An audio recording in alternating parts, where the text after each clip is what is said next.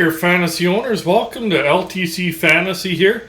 We're going to continue along with our team reviews because, well, draft's done, wave of free agency's over, all the big names are done, except for Calgary, of course, but a lot of rumors out there that he's waiting on Colorado. But pretty much with all the big names gone, rosters are pretty much set. There's some pending RFA arbitration hearings. Might be a tweak here and there, but shouldn't really be anything big, so it's pretty safe to start predicting the season, unless there's an injury in camp, etc. But yeah, we'll talk about the Calgary Flames today, talk about their goalies, defensemen, and forwards, try and figure out their depth, who should be fantasy relevant, and we'll get right into her. The goaltending is Jacob Markstrom and Dan Vladar in Calgary there. Markstrom, he played a ton last year. 63 games played, went 37, 15, and 9, had 9 shutouts, ton of shutouts there, 2.22 goals against average, and a 922 save percentage. All great numbers.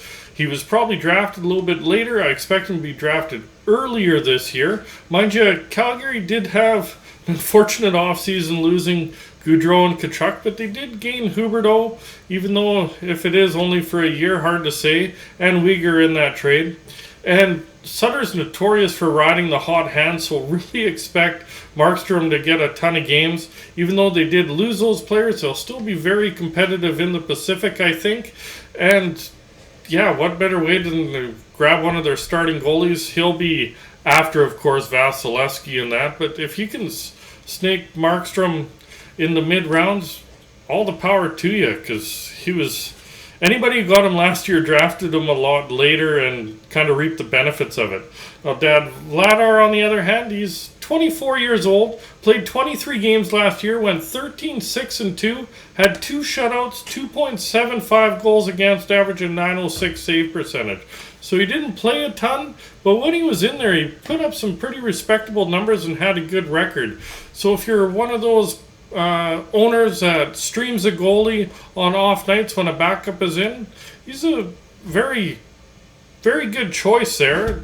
Other than that, I wouldn't hold him on my roster, but if you spot start a guy and kind of have a rotating goalie on your roster, if you do use that strategy, you could do a lot worse things than Dan Vladar there. On to D-men, their top pairing is Noah Hanifin and Rasmus Andersson. Noah Hanifin, according to dailyfaceoff.com, is listed to be on the first power play and first PK.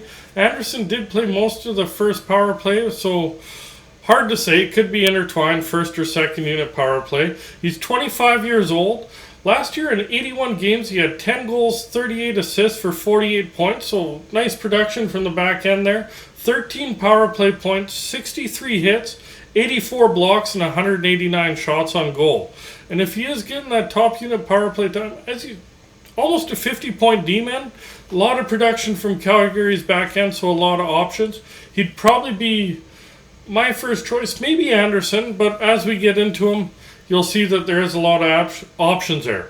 Rasmus Andersson, he's slated to be second power play, could be top power play, second penalty kill unit, 25 years old, so nice right in his prime there. Last year, 82 games played, 4 goals, 46 assists for 50 points, so pretty much same production as Hanifin. Only difference is Anderson gets more assists where Hanifin gets more goals, so if goals are weighted a little bit more, Hanifin might be a better option for you. 19 power play points, so did have more points on the power play.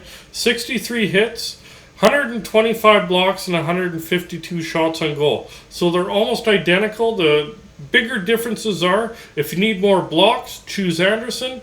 If you're more shots on goal, choose Hanifin there. Going on to the second pairing, it's slated to be Mackenzie Weegar and Chris Tanev. Now, Uyghur, he had a good season in Florida. He's slated to be on the first penalty kill. He's 28 years old. Last year, 80 games played, 8 goals, 36 assists for 44 points. He was a lot of the time on that top pairing in Florida there, So his ice time might go down slightly, but he did have pretty good points, over half point per game, 3 power play points. He also added really good value, having 179 hits, 156 blocks, and 203 shots on goal. So some good all-around numbers if you're scoring in your league as a well-rounded league there. Chris Tanev, he's slated to be on the second power play unit. He's 32 years old. He was banged up in the playoffs, so hopefully he's ready for the start of the season. Haven't really heard if he will be ready, won't be ready. They say he's a quick healer, so might be ready for the start of the season. But last year, played all 82 games, 6 goals, 22 assists for 28 points. So not the greatest production there. 52 hits, 158 blocks, so there is some value there. 88 shots on goal. Overall, outside of blocks, there wouldn't be too much value there. You'd love to have him on your team if you're playing true hockey because he's a warrior out there. But for fantasy value, there probably is better options for you. On to the third pairing is Oliver Shillington and Nikita Zadorov. Now Shillington, he should be on the second power play unit. He's 25 years old. Last year, 73 games played, 9 goals, 22 assists for 31 points. His first season really playing the full year up on the team. He had nice 31 points. Should improve on that. Just under half point per game. 3 power play points, 40 hits, 79 blocks, and 138 shots on goal. Really, I would use him more as a streaming option because there really is like Hannafin, Anderson, and then Uyghur ahead of him. 4 points, but if one of them gets injured, Shillington definitely isn't the worst fallback plan there. Now, last one, Nikita Zadorov. Not really fantasy relevant, but we'll go through it anyways. He's 27 years old. Last year, 74 games played, 4 goals, 18 assists for 22 points.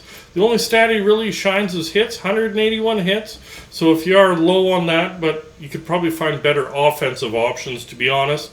49 blocks, 106 shots on goal. If we jump into forwards, the first line is slated to be Jonathan Huberdeau, Elias Lindholm, and Tyler Toffoli. Now, Huberdeau, we all know what he did last year. He's slated to be on the top power play unit. He's 29 years old. Last year, 80 games played, 30 goals, 85 assists for 115 points. Well above his career best. Will he reach that again? Hard to say, but playing with Lindholm, they had 200-point players on that line last year. Mind you, both of them are gone, but anyways, 38 power play points. So put up a ton of points on the power play. 99 hits, so decent hit total for an offensive guy. 28 blocks, 222 shots on goal. The centerman, Elias Lindholm, he's slated to be top power play, top penalty kill, 27 years old. 82 games played, had 42 goals, so 40 goal season, 40 assists, 82 points, 19 power play points, 66 hits, 52 blocks, 235 shots on goal. Realistically, in your fantasy leagues, you can't go wrong with either one unless you draft Lindholm a little bit too high. Huberdeau is going to go high in any draft, so you might, if he's overvalued, you might want to fall back a little bit because I see him more in that 90-point range than 115, but who knows? I've been wrong before. Kind of his career average is more in that 75 to 85 range, so even if he reaches 90, and it's above average year for him, so I'd kind of weigh him in that category. Now, Tyler Toffoli, he's slated to be on the top power play, second penalty kill unit. He's 30 years old. Last year, 74 games played, 20 goals, 29 assists for 49 points. Now, he had rough go in Montreal like all their players did, so it's kind of hard to gauge how he will be in Calgary because when he came in Calgary, they're a lot deeper up front, but they have lost, like we mentioned, Tkachuk and Gaudreau, so he's slated up higher because he did start on the third line, always played on the top power play unit, but now he'll be getting first line minutes, so I do see his offensive production going up.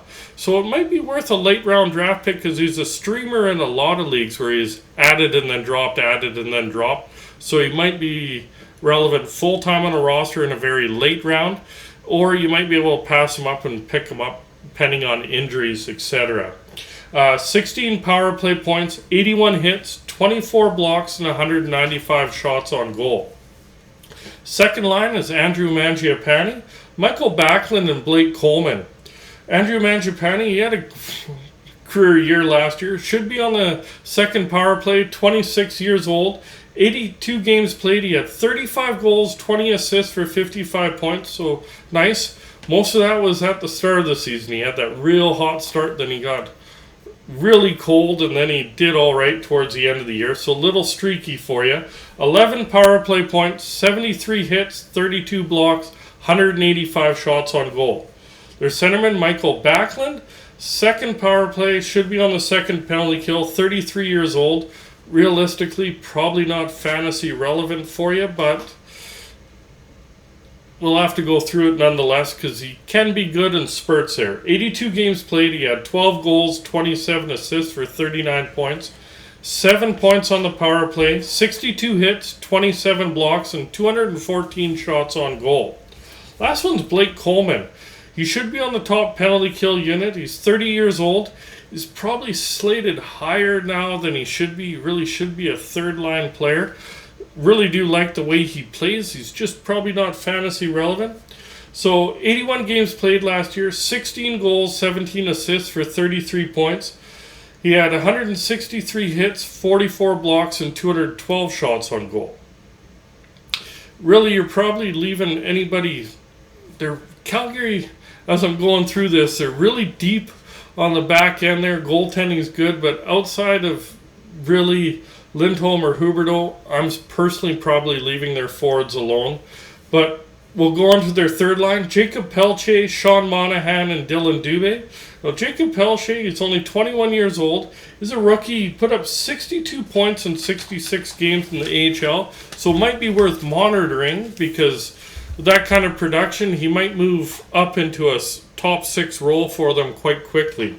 Now, Sean Monahan, he used to be great, but way too injury prone. His hips are hanging by a thread there. He's had multiple surgeries, and to be honest, I'm just leaving him alone. And if there's a Flames fan in your draft that takes him, thank him because he left somebody better on the board for you. He's 27 years old, young guy still, but honestly, way too banged up. 65 games played. He had 8 goals, 15 assists for 23 points, 13 power play points, 59 hits, 24 blocks, and 111 shots on goal. Last one is Dylan Dubé. He should be on the second power play unit. He's 24 years old. Last year, 79 games played. He had 18 goals, 14 assists for 32 points.